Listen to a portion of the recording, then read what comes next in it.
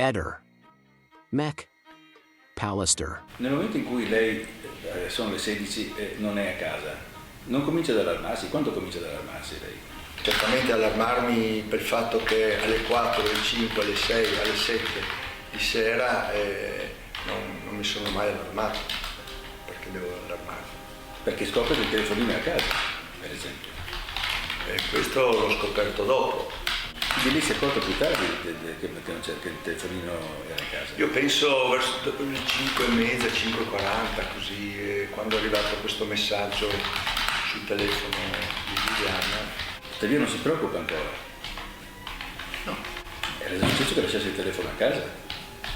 No, non è mai successo. Allora in quel momento ho pensato, si li avrà dimenticati. Se c'era qualche problema mi avrebbe chiamato magari con il telefono di qualcuno. Infatti quando ti arriva la telefonata dal telefono di qualcuno che è Sterpin, tu non rispondi e blocchi. In che momento lei capisce che Liliana è scomparsa?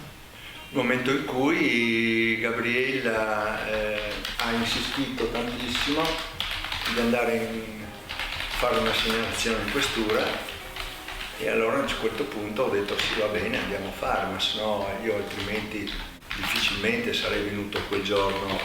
Quindi se Gabriella non insisteva, lei non andava in questura quella sera? Molto probabilmente no. Cioè in sostanza lei non era preoccupata che sua moglie? No. Cioè, vedere, non aveva mai dimenticato il telefono prima, non era mai tornata a casa così tardi, c'è il telefono, non c'è lei e lei comunque non ritiene di sentirsi preoccupato. È curiosa come conseguenza. Non so.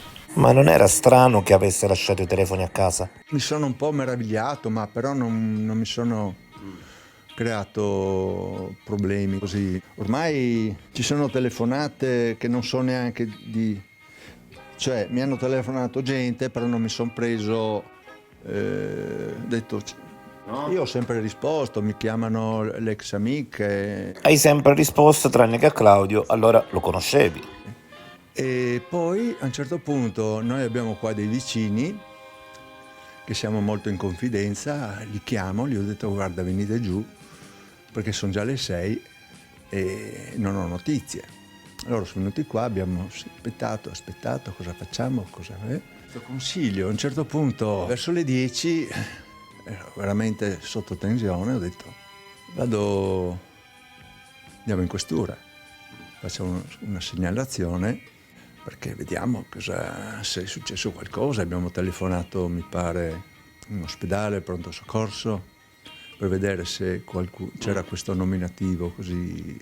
E non abbiamo avuto risposta. Siamo andati in questura, lì abbiamo parlato, abbiamo raccontato queste cose qua.